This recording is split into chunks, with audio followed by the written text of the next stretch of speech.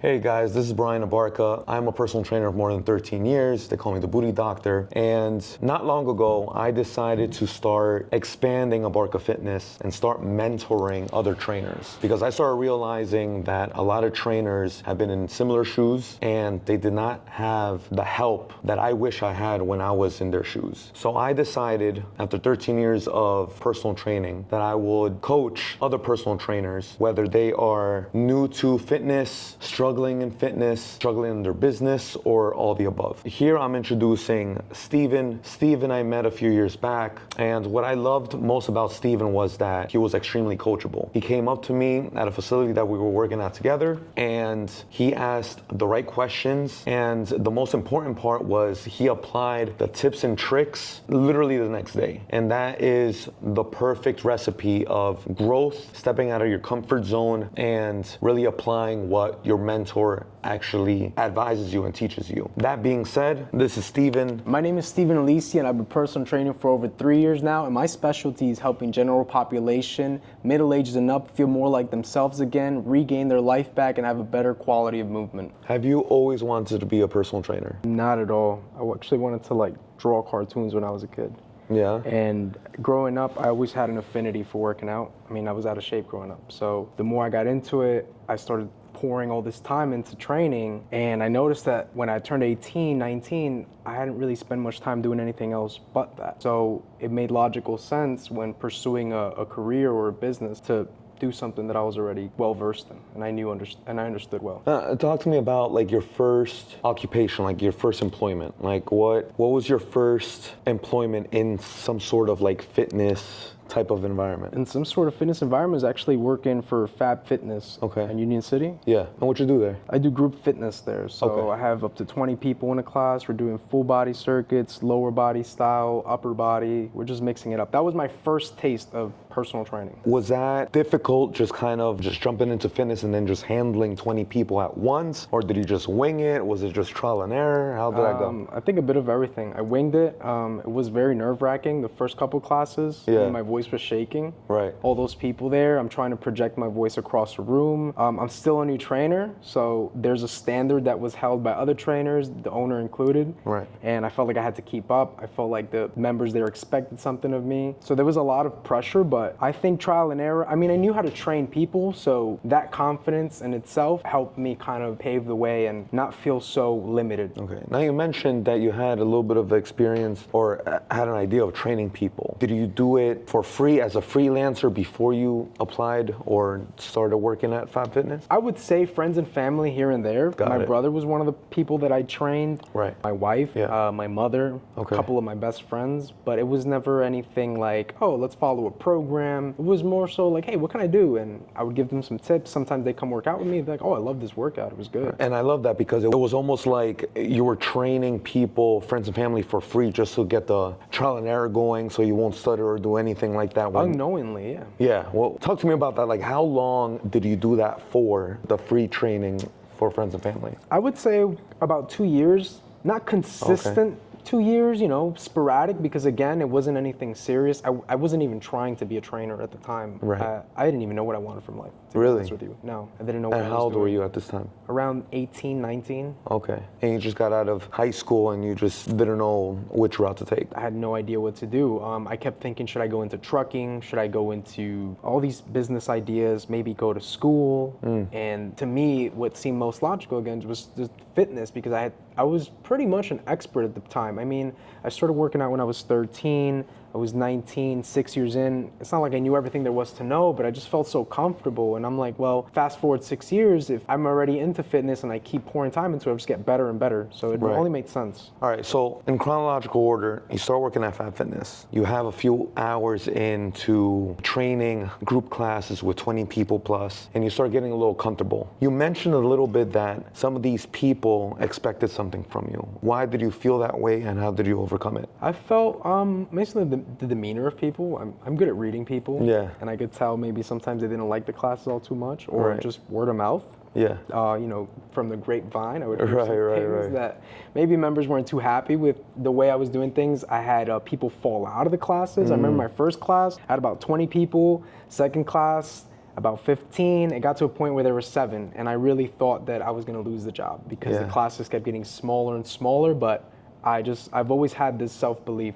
Even if times are bad, I always figure I'm gonna make it work somehow. And bro, you know what? Like, listen, being a trainer for more than 13 years, that's one of the most difficult parts of being a trainer is feeling like you're not good enough. And it's a huge obstacle that a lot of trainers out there, new or experience, still deal with. So that being said, how did you overcome it? Because like I've been there myself, and it's very nerve-wracking because you go home and you just start talking to yourself. You're like, oh man, is this for me? Is this not? Yeah. How did you overcome it? Bit of the imposter syndrome. For Yeah. me, it was, first of all, the results I had for myself. I mean, like I mentioned, I was overweight. I managed to lose weight. And quite frankly, I just started looking at things objectively. I mean, this is where confidence comes from, practicing and being prepared. I knew objectively that I had spent so much time preparing myself, my skill set, that I knew how to train people.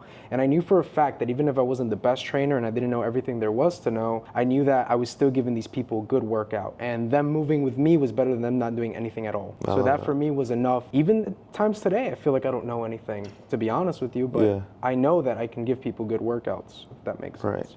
Now, what advice, because it's very common, what advice would you give someone literally starting out at that moment, similar to that situation, so that they can kind of like push through just like you did? Stick to what you know and make sure that the confidence that you have isn't BS. If you haven't spent the time working on yourself, studying, then where are you pulling this confidence from really? So stick to what you know. I made that mistake when I started too, maybe trying to go outside of the scope of my practice, and it's just not worth it. All right. So fast forward, that's phenomenal, dude. So fast forward a few months, because I remember when you started working there, and I would see you train, and I remember there was a few times where you would come up to me, even though we wouldn't even have a conversation, we were acquainted, we were just coworkers, we weren't really acquainted, and you would ask for advice. Out of curiosity, what made you come to me specifically and ask for tips and tricks to be a personal trainer? Just the volume of people you were seeing at the time. I mean, to this day, bro, you got mad people. I see new faces, I see old faces, which is good retention. And I'm like, well, clearly he's somewhere, or he's in a position that I would like to be in. I would like to have that influx of people coming in and out. So that's what drew me to ask him. So it was the volume of people, and I believe you came up to me, you asked maybe little questions here and there throughout the weeks, throughout the months, and I remember there was this one time we were at a gathering for the gym, and dude, like, I'm all about like socializing and networking, but I'm more about like business talk. So you noticed that like I wasn't there taking shots or anything. I was there just trying to get to know people.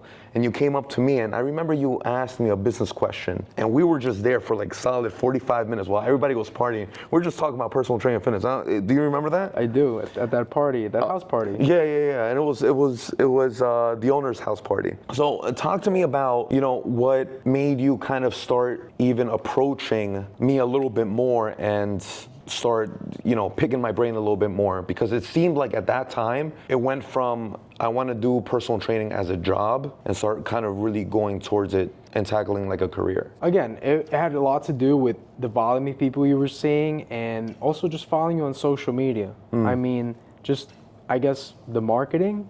Just seeing what you were doing was enough for me to say, well, he clearly has a good business model. He clearly knows how to get people in the door. And quite frankly, I would like to be around people like that rather than people who are just partying and BSing. I would like to be around somebody that's a little more into it. Turning the tables.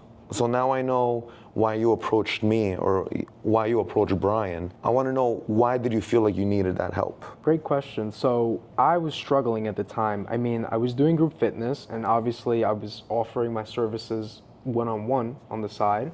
And I would get some people here and there. I mean, I worked in about 2 years, I picked up about 5 people, but it was just so unorganized. It was sporadic. I had no idea how to retain people. A lot of the things were kind of, hey, I'll just pay you on the day. Here's $50, train me today. And I had people fall off, people not show up. So I felt like I was all over the place, and I had no structure, no plan. And I thought to myself, there's got to be a better way to do this. All right, so it was a little bit of lack of structure, and in other words, maybe lack of systems. Yes, precisely. Fast forward from there, you asked for help, and then I remember we had a conversation on the phone, and then we ended up meeting in person at my apartment. Yes. Talk to me about the first meeting with me, what we spoke about. Well, at the time, as you know, I was going through a financial situation where I had lost my job, Right. and I was eating up my savings, and I got to a point where my credit card maxed out, and I didn't know what to do. Yeah. And at the time, I remembered you telling me about Hackensack, and I had actually stopped training for a while because I gave up for the same reasons. I had no structure. I wasn't making much money. I gave up on training. I went to bus tables and served food. I was working at a restaurant, and I got laid off from that job, and I wasn't sure what to do. I mean, I had no money. My credit cards were maxed out. And once again, I mean, I still kept, we've always been boys. So I've always seen what you're doing on Instagram. I still worked at Fabi sporadically here and there. Right. So I found myself between a rock and a hard place. And in a time of need like that can become very desperate. Right. And I just needed a way out. And immediately I thought of you because once again, this all goes back to just seeing the success that you've had. And it's always been very motivating for me and inspiring, quite honestly. I appreciate it. So you're one of the few trainers I know that is about it. So I wanted to get closer and I wanted to know more, and that was pretty much it. All right, so we had our first meeting. What is, at the top of your head, what is one advice that I gave you that stuck with you and you've applied until now? There's a lot of little pointers, man. I guess, one of the main things was obviously the work ethic. You can't be lazy. You got to be willing to put into work. I remember listening to your videos, and you would talk about how you needed to earn your stripes in the industry, and you needed to do whatever you needed to do to learn. You told me to come to the facility where I built up my clientele, and you gave me tips and tricks on how to maneuver within that facility. You gave me tips on how to gain more clientele, be sociable, dress the part, remember important things to people, make them feel important. Right. And that all kind of synergistically came together, and I was able to then formulate a way to, my own way almost, to now start getting clients in. Yeah. You know what I loved about you? Like you were coachable. Like you came up to me, you asked questions, and I believe one of the tips I told you in person prior to our meeting was, hey, like I suggest starting to create a relationship with each person, even if the class is small. And then I remember the next day of the class, you literally stood by the door and you literally said bye to everyone, whether it was a guy or a girl. You gave them a kiss on the cheek, handshake, and every single person felt important after that class. And I noticed that while I was training one of my clients, and I was like, bro, like this guy, at least he's that, in a positive way, he's that desperate that he wanted to grow and wanted to just implement everything that I was giving you in format of advice, and just the application was just there within 12 hours. I appreciate that. I didn't even know you were looking at that. Dude, I noticed dude, I'm training and I'm just kind of like just watching. I remember it was the next day, bro, and I was like, dude, like it's very important as a mentor, start noticing whether you're applying, your apprentices or your friends or your students are applying things that you tell them, and how long it takes for you to apply them. And for you, it literally took the next day. You know what I mean? So like that's coachable, and applying that to now both of us being personal trainers, that applies to even personal training. You prefer a client who's coachable rather than having those habits where you're just kind of like trying to break those bad habits. You know what I'm saying? How difficult is that now, being a personal trainer and coaching other people, just like I almost coached you to become a personal trainer? It's very frustrating because I get emotionally invested in these clients. I don't just take people on for the money. I want to help them. Right. And when they half-ass their efforts, where I'm putting in my 50 and they're putting in 10%, it doesn't really work out that way. I get inconsistency with clients, people that cancel, or maybe they don't track their food. And I find that going back to being coachable, if some of these clients were a little more coachable, they'd see better results. Right. Now, talking about your clients now, you're successful now at this new gym. I've even loved the updates that you would send me throughout the week. It would put a smile on my face. I got promoted in 4 months. You got promoted in 4 months at this new gym. Which was, my GM told me that, no, not my GM, my personal training manager at the time told me that that wasn't the norm. I was above the norm in that sense. Phenomenal. So you applied everything I've taught you. You learned new skills at this new gym. And one of the main tips that I remember giving you was to follow my footsteps. And because you were starting from scratch like I did, apply to a gym, get a following, get a network of people, get a loyal client base. And now you have that. and that brought you to number one in your company. That being said, what is your niche now? Because I remember that was a problem or something that you were lost with when we first had the conversation. What do you specialize in? Personally, I've found more success in general fitness. And let me specify. Please. So as far as weight loss is concerned, obviously there's an energy component to it. I can't control what people are putting in their mouths. Right. However, if somebody comes to me and they're feeling low energy, they're feeling weak, and they're in pain, they start exercising with me. After 3 months, they're gonna feel more like themselves, irrespective of their body composition. So I have many success stories where I have clients, Myra Sabel, a good client of mine, she's 62, she's had lymphatic edema in her legs, and her goal when she started working with me 6 months ago was to be able to get out of a beach chair. You know, those low beach chairs? Right. And she texted me the other day, I have the text message from her. Those are the best, right? Yeah, she said, I took my chances, I took my low beach to the chair today, and I got up with dignity. And that just made me ecstatic. I mean, that to me was, I can give people a good quality of life. Yeah. There's been times where I would get a text from clients and it almost put like a tear in my eye. Was that one of your proudest moments as a trainer now? For sure. And to this day, she's been my client for a long time, and she has sessions from here to God knows when. She's my friend. I consider her a friend for sure. That's phenomenal. She's not a client. She's a friend of mine. That's good. You know what? Before I ask you this question, I really like how you said that she's not just a client, she's a friend. One of my mistakes when I was a personal trainer my first few years was really having a solid line between a client relationship and close relationship with the client. And I might have touched base on this with you. There's been times where I would have clients really try to pass that professional line in terms of seeking help, going past my work hours, asking for personal advice and things like that. And I found out that treating them more like a friend and family, that really establishes a relationship. How did you learn that? For me, it's been a bit intuitive. I mean, I'm a people person. I'm Right. very sociable, but I go all out for people. I go above and beyond. I'm not so focused on the monetary incentive right away. I understand that there's more value in long-term relationships. So if I have a 60-minute session with somebody, I don't mind spending 15, 20 minutes after the session. Granted, if I have the time, Right. just shooting the shit with them. Or maybe sometimes I would have people that would sign up because they didn't have money for half hours, Yeah. and I would train them the full hour. Right.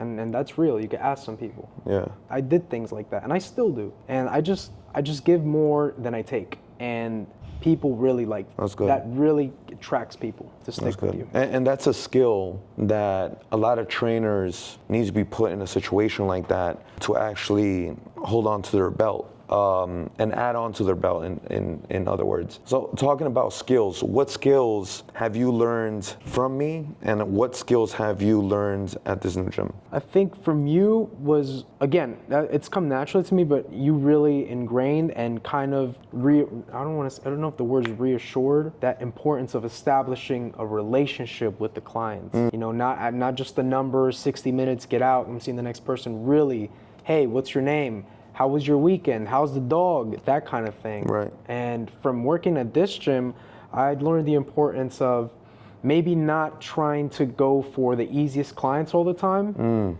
I think that young and able individuals are very easy to train, and if you challenge yourself to train people that are maybe older or have some complications, it really makes you a better trainer. Not to mention, 9 times out of 10, these people have the money to pay for the session. Would you refer Brian to other trainers? 1000%. And why? I think you know your shit. You're Yeah. successful, you're a good guy, and this going above and beyond, you've done it for me too. You've spent time with me after clients, just talking to me, or sometimes I would see you doing computer work, and I'm like, I don't know if I should bother him, Right. but I'm desperate. I need to know something. I need to pick his brain. That was a bit selfish of me, and you never made me feel uncomfortable. You never made me feel like I was overstaying my time or overstaying my welcome. Yeah. But basically, you embodied everything you told me to be. You are that. And I'm Right. like, okay, I want to be that, you know? Okay. How has your life changed since the moment you met me, became an apprentice, became a student of mine, and I mentored you in your own personal life? Not only just like the personal training business, but like in your own life. Because again, you mentioned that you were in a financial crisis, you know, you were having situations with your relationship, and you wanted to just improve your overall lifestyle. I think any kind of monetary issue will put a strain on a relationship naturally. Of course. Because although money's not everything, it's a big part course. of life and what we do.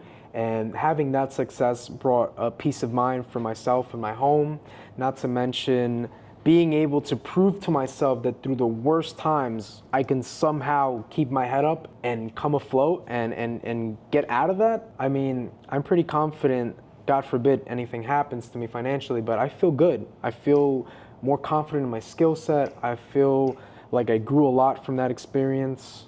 And that was only like, that was less than a year. Yeah. That was less than a year, dude. I feel like you're a completely different person. That was like 4 months of hell, brother. It felt terrible, man.